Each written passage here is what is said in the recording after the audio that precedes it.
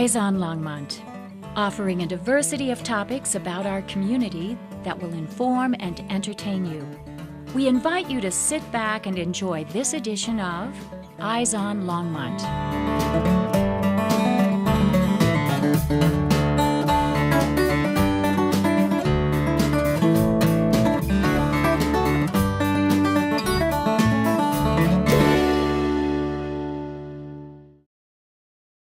The Dougherty Museum houses a collection of antique automobiles, trucks, tractors, and musical instruments. It is located on Highway 287, about a mile south of Longmont. In the early 1970s, the Dougherty family decided to open their private collections to the public. In 1974, they began construction of a 29,000 square foot building, which was completed in 1977. It is now open during the months of June, July, and August on Friday, Saturday, and Sunday from 11 a.m. to 5 p.m. It is also the site of the annual Yesteryear Farm Show, which is held the last weekend in August. The show features working displays of antique tractors and farm machinery, steam engines, stationary engines, threshing and baling demonstrations, blacksmithing, spinning and weaving, etc. Today, we will be looking at the agriculture machinery. Join us as we go inside. Hello, my name is Doug Dougherty. Welcome to the Dougherty Museum. Joining me today is my good friend Bob Howard. Bob, today we're going to give a little more information about various machines in the museum. And here's an example of one of them.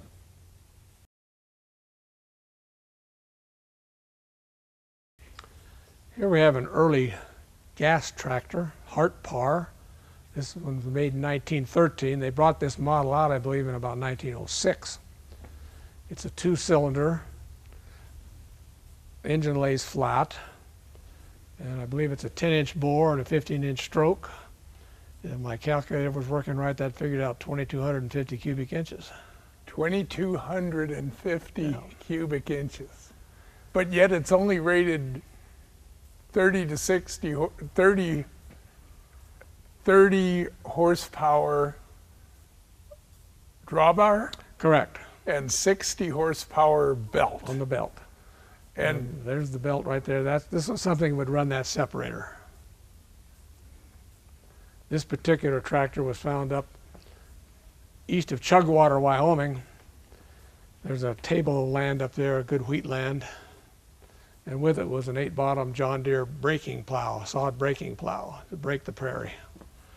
These things were in their element breaking sod. They did it on a custom basis. It was a horse killer job to do it with horses.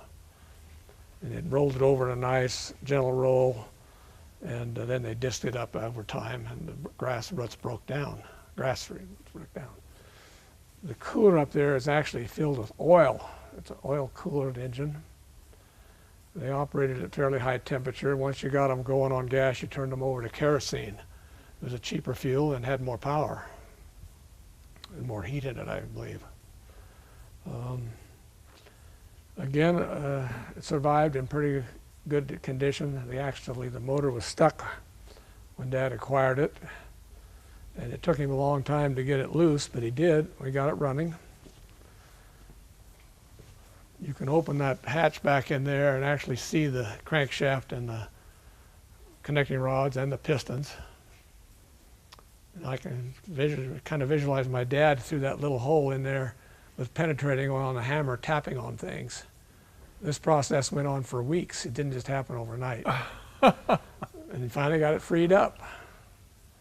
And we didn't crank it. We actually belted it up with another tractor to spin it and get it going that way. But they were successful. They made quite a few of them. Hart Parr turned into Oliver later. And Hart Parr was one of the pioneers of developing the gas tractor. This was their biggest model, and very successful tractor, run for many years. An 8-bottom John Deere breaking plow. It was used to break the sod, and they did that on a custom basis for people. I'm guessing a couple dollars a nick or something to break it, but that was, at the time, that was quite a bit of money. So that would have been 8 plowshares in virgin prairie grass that had never been plowed ever. So it's the hardest work that this could have done, and times 8, you know. Amazing thing is that the horsepower rating for this tractor, doing that kind of work called drawbar work, was 30 horsepower. 30. Now my little Sears Craftsman garden tractor is rated at 18 horsepower. And it can do nothing but mow my lawn, you know. So this could do the work of 30 actual horses, pretty much. Different horses, weren't they? Different horses. They had a rating system. They hooked these up to a pony brake, I believe it was called. It could give resistance, and they could rate them. And the state of Nebraska early on passed a law that if you wanted to sell your tractor in Nebraska, you had to go through the Nebraska testing process. And they decided what your horsepower rating was going to be. And if you were a little optimistic, they corrected you, or you didn't sell your tractor in the state of Nebraska. So that was the standard for many years, the Nebraska test. This one steers like a lot of them do with this chain. You've got this worm gear, the steering rod comes down, you've got a worm gear there that turns that bar, and it winds the chain up one side or releases the other side, and these chains are what actually steer the tractor.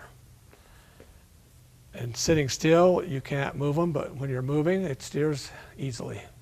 You crank the wheel. You've got a lot of gear reduction. Yeah. And a little bounce and vibration to the tractor. They're really not hard to steer in motion. But when you're maneuvering to get one lined up with a separator and get the belt just right, that's not something for a beginner. You do a lot of cranking. The Homestead Act was early on was 160 acres, and I believe it became 320.